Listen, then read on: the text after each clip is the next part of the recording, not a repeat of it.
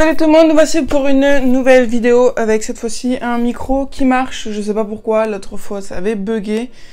Mais là, c'est bon, tout est réglé, donc nous pouvons passer aux chroniques. On va commencer par le copain qui m'a fait parvenir il y a bon, pas très longtemps non plus, mais son premier roman édité aux éditions Amalthée, qui est une maison d'édition indépendante. Donc ça fait partie aussi des concepts que je veux défendre. Et donc du coup nous allons parler de Dirty Work, Funeste Avidité de Thomas Marlard. J'ai vraiment beaucoup aimé. J'ai fait ma petite chronique sur Instagram, mais là je vais un peu plus étayer mes propos déjà écrits. Et en fait du coup on va être sur un polar et non sur un thriller. C'est vrai que je n'ai pas l'habitude des polars, c'est peut-être l'un des premiers que je lis en vrai.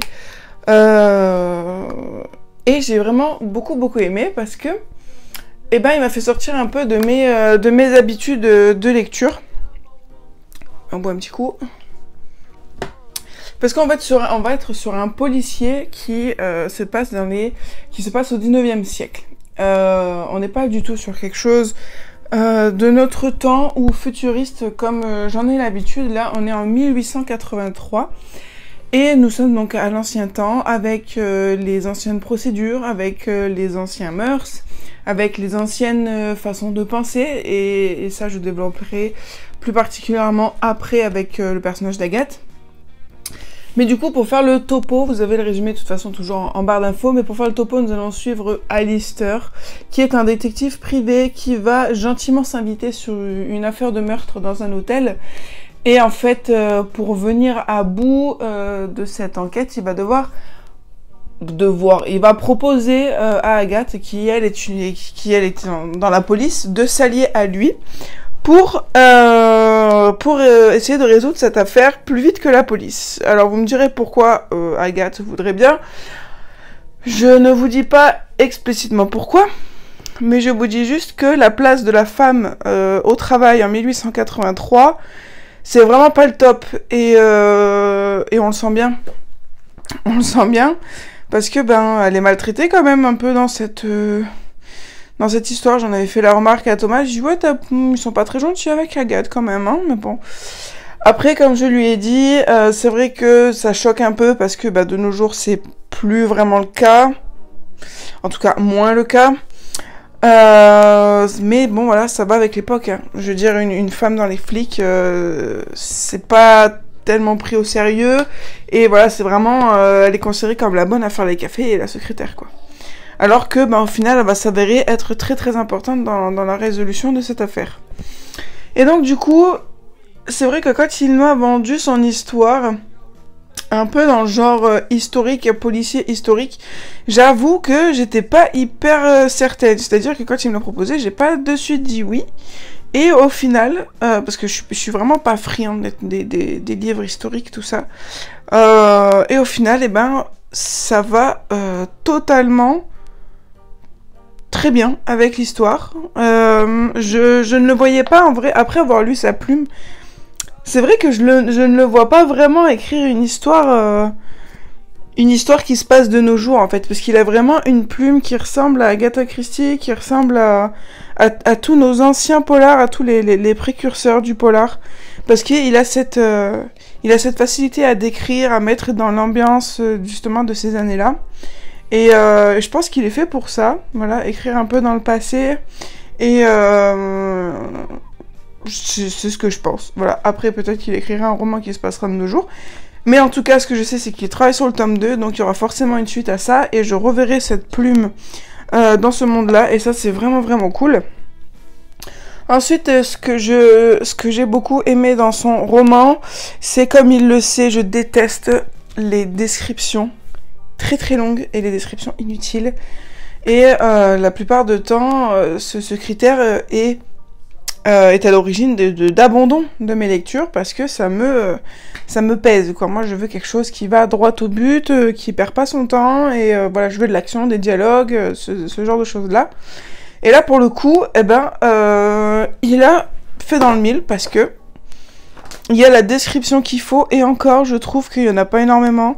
Il y a vraiment beaucoup de dialogues, et ça, c'est vraiment cool, parce que du coup, je trouve que quand il y a beaucoup de dialogues, on a plus le temps de s'accrocher aux personnages, de cerner les personnages, de s'attacher à eux, et aussi, et de les découvrir, en fait, parce que il y a des livres, admettons, où quand il y a que de la description, on peut pas savoir ce qu'il y a dans leur tête ou quoi, parce qu'on voit pas leur manière de s'exprimer, on voit pas la manière dont ils répondent aux gens, etc., etc. Et là, pour le coup, il y a vraiment beaucoup de dialogue, et j'ai vraiment beaucoup aimé ça. Ensuite, au niveau de l'intrigue, le meurtre n'a rien de sanglant ou autre. Comme j'ai dit, c'est pas un thriller, c'est un simple crime, pas gore. Mais il m'a bluffé. Parce que j'avais une idée qui me paraissait fort plausible. Et au final, c'était pas du tout ça. Et quand je lui expliquais au moment de finir le bouquin, voilà, il me demande, alors tu penses que c'est qui le meurtrier? Je lui explique. Et il me dit, c'est pas ça, mais t'es la première qui le pense. Donc, peut-être que... mais ça aurait pu être plausible, en vrai, je pense. Mais bon, la résolution... de l'auteur est toujours la bonne, de toute façon. Mais j'ai pas été déçue de savoir qui était le meurtrier, parce que ça a eu l'effet de surprise escompté. Hein. Je m'y attendais pas forcément, même voire pas du tout, même si j'avais quelques petits soupçons, mais je me suis dit, mais non, quand même, peut-être que ça doit être un peu plus tordu que ça. Et au final, pas du tout. Et c'est vrai qu'au tout début du roman, j'ai eu un petit problème avec le personnage principal, donc Alistair, le détective, parce que il est très confiant. Il est très confiant envers lui-même, il a une sacrée confiance en lui, quand même. Et c'est vrai que moi, j'ai un peu de mal avec ce genre de personnage un peu vaniteux. Et en fait, c'est l'image qui se donne au début du roman. Et au fil du roman, on le voit se lier d'amitié avec Agathe, on le voit un peu plus dans sa vie perso, dans ses relations intimes. Et du coup, on apprend un peu plus à le découvrir, et cette image de lui, très sûr de lui, très pompeux, s'efface petit à petit. Et j'ai réussi à m'accrocher à lui vers la fin du roman, enfin du coup dans la seconde moitié du roman. Et ça, c'était plutôt une bonne chose, parce que bon, ne pas aimer un personnage, c'est vraiment pas cool en général. Mais voilà. Après, c'est vrai que j'aimerais un peu plus découvrir le personnage d'Agathe, parce que en fait, cette histoire lui a permis de défendre la place des femmes au sein de la police, et surtout dans ces années-là. Mais j'avoue que la fin m'a un petit peu déçue, parce que elle a pas réclamé son dû, en fait, comme elle aurait dû. Mais bon, c'est de la modestie, c'est peut-être une chose qui est bien au final. Mais voilà, moi j'aurais voulu qu'elle soit un peu plus... Elle a un caractère bien trempé déjà, donc j'aurais espéré, voilà, qu'elle tape du poing et qu'elle dise oui, non, si ça s'est fait, c'est grâce à moi, quoi. Et là, du coup, elle a laissé couler. À voir dans la prochaine affaire, dans le tome 2, quoi. Mais voilà, en tout cas, c'est vraiment un très bon premier roman. C'était vraiment une surprise, je m'attendais pas à ça. En plus, il se lit vraiment très facilement. Il a 245 pages. Je crois que je l'ai lu en 2 jours, même pas. Et voilà, c'est vraiment cool. J'ai accroché à sa plume. Donc on verra bien pour le tome 2. En tout cas, je lui avais dit, j'ai fait... Attention, je sais que t'es exigeant avec tes lectures, donc je t'attends au tournant, mon petit. Et donc du coup, je partais quand même avec une certaine attente de monsieur Thomas, et au final, il n'a pas déçu. Il a répondu à tous les codes, je suppose, du polar, parce que je ne suis pas experte, mais pour moi, il y a tout ce qu'il faut pour faire un bon polar. Voilà, donc je vous fais plein de gros bisous, et je vous dis à très bientôt sur la chaîne pour de nouvelles chroniques.